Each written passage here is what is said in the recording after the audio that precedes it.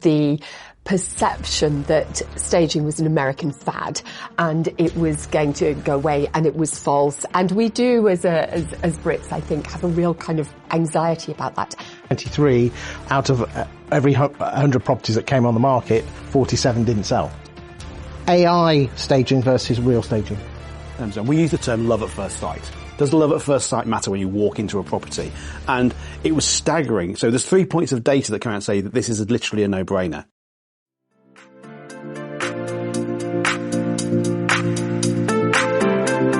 A third of estate agents think home staging is really important when it comes to selling houses.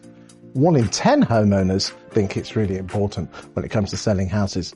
But I doubt less than 1% of homes in the UK actually get home staged. Today I'm joined by Elaine Penhaul, who is boss lady of Lemon and Lime Interiors. Absolutely. And she's here to talk about the power of home staging as part of the Voice of the Agent survey, where over 800 estate agents and 2,000 homeowners were interviewed.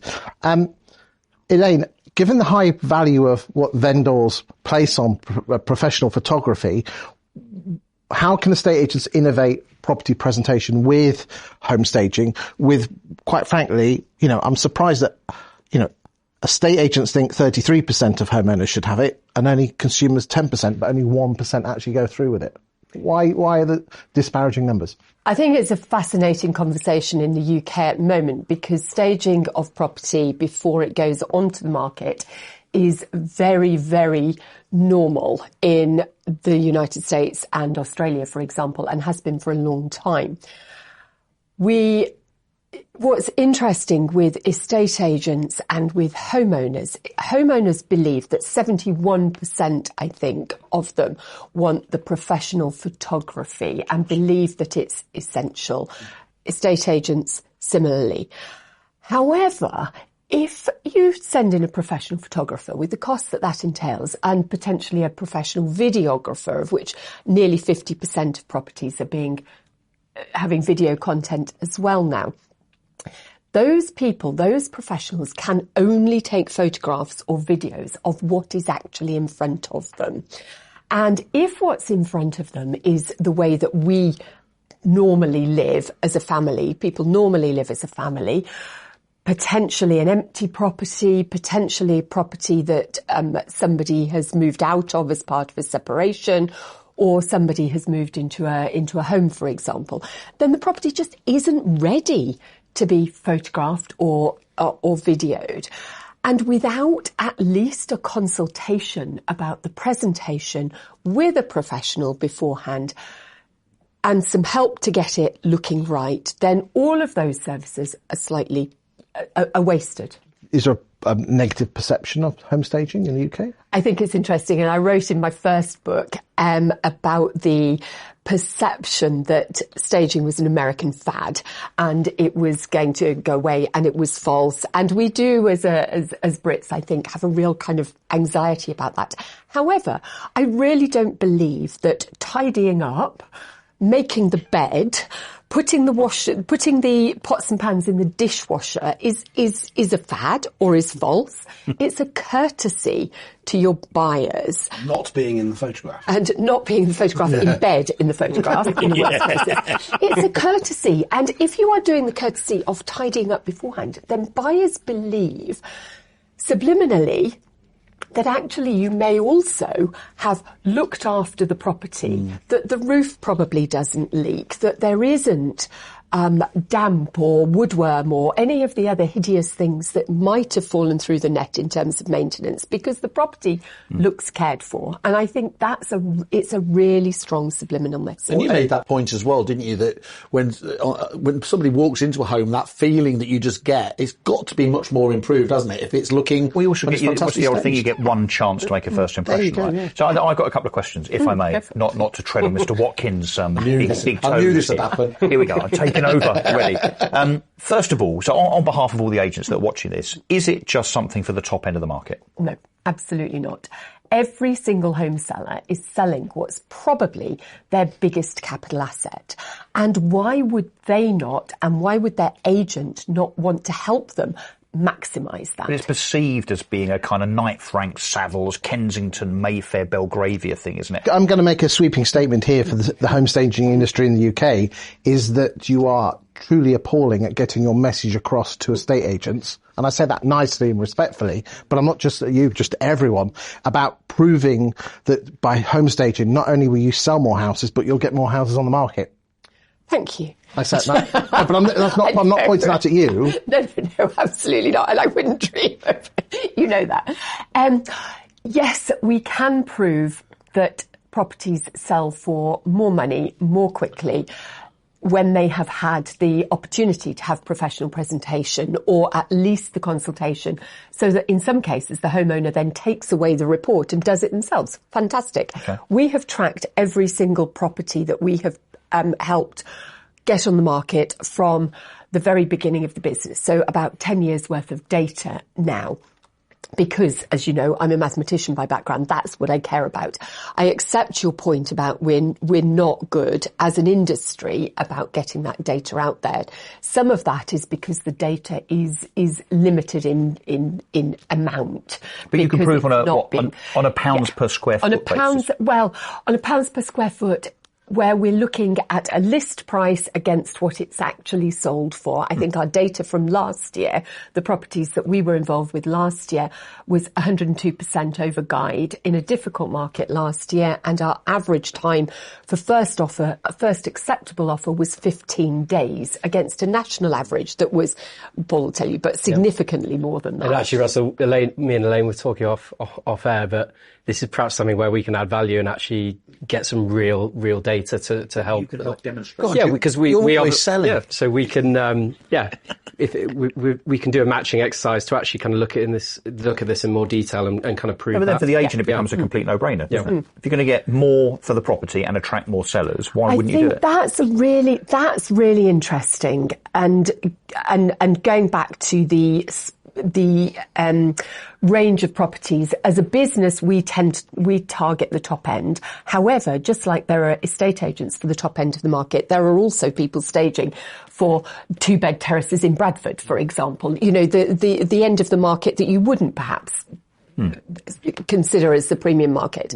So I think that's an interesting thing. I think that the no-brainer aspect, intellectually, it's a no-brainer aspect. However, it has a cost up front, and in the same way that a marketing, professional photography or videography, where agents are charging for professional marketing up front, then that is often the barrier. But if the data supports the fact, Mr. Vendor, that you're going to get 5% more for your property, which is, let's say, £10,000, and this exercise is going to cost you £5, you can demonstrate it through data, then it's absolutely a no-brainer, isn't it? Why would the owner not then pay up front?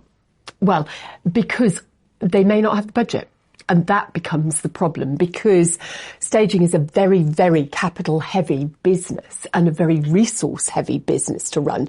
And at the moment, because of the level of investment in this country in the staging industry, which is almost non-existent, we're lucky, we've got some, but it's almost non-existent, that right now most staging businesses can't afford to do a similar model to the estate agents. In other words, pay on completion of the property, because we're capitalising, in our case, 50 or 60 grand's worth of furniture going into a property at the front end.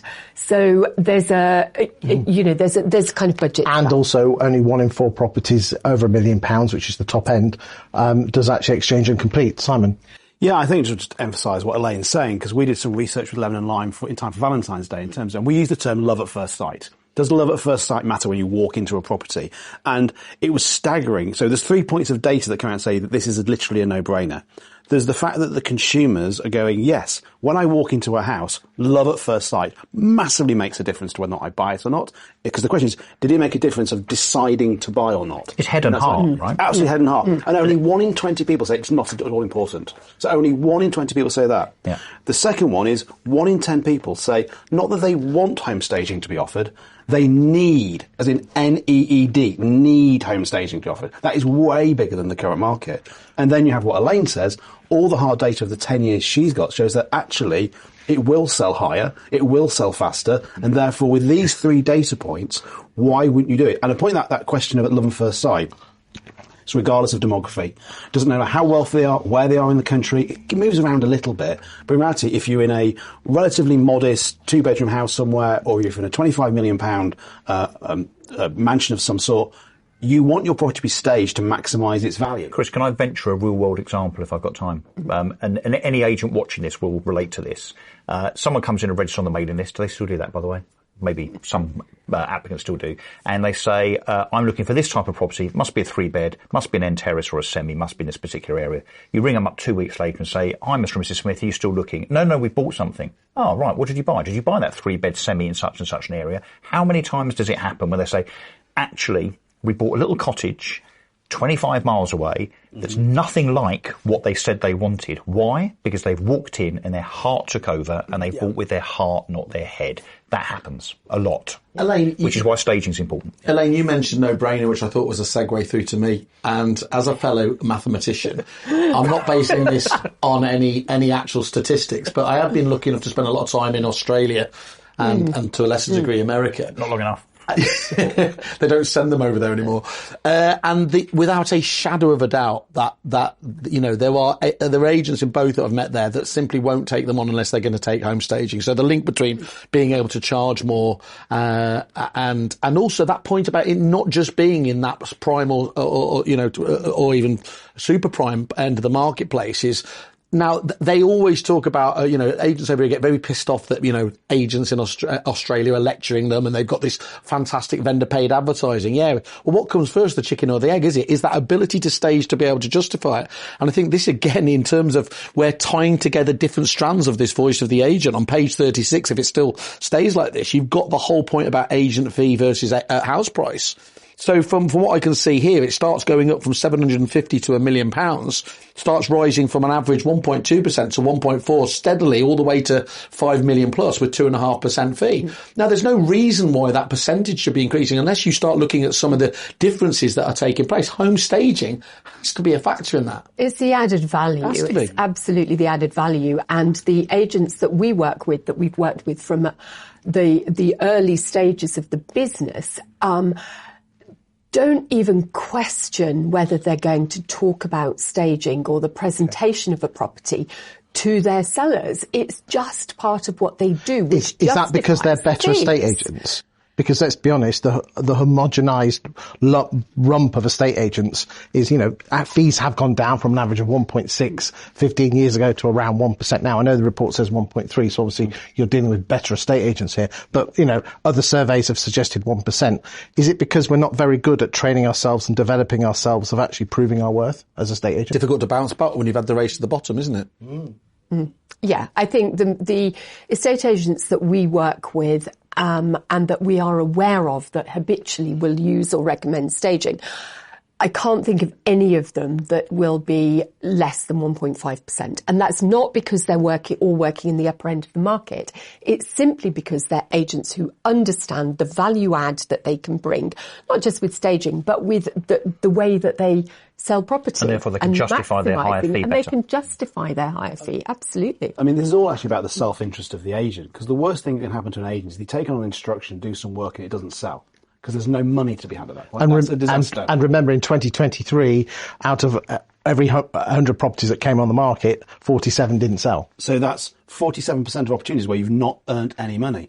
On the other side, if it does sell, the second worst thing that can happen is it takes an incredibly long time and you get far less than the asking price. Therefore, you earn less commission. Now, even if you don't want to pay for a professional to come in and do it, some of these professionals have written books that help people on how to do it. And actually, if you just read the book, you could actually help someone by saying, just do these things. You want to sell your house faster for a higher price. I'm not going to charge you anything because I know money's tight at the moment. But if you do this, we both win. It's literally a win-win equation. Now, if you can pay for a professional, I would always pay an expert to do something, especially if it was running your marketing. I would always pay an expert to run your marketing. You would say that. I would say that. Slightly biased. But if you can afford a professional, the ROI is fantastic. I've seen the data. If you can't, you can do it yourself, but you can help your client do it for themselves. Final question, Elaine. AI staging versus real staging. AI staging or virtual staging, because AI staging is a different thing and not yet very sophisticated, but the virtual staging version is absolutely great in its place. So Paul and I were speaking earlier that for off-plan, for developers, for empty properties that haven't yet come to practical completion, it has its place for the off-plan marketing. Once something exists in real life, going back to the point about people walking into a property, they need to fall in love with it. The staging needs to be real and it needs to be in place. Thank you for your time, everyone, today. Thank you. Thank you.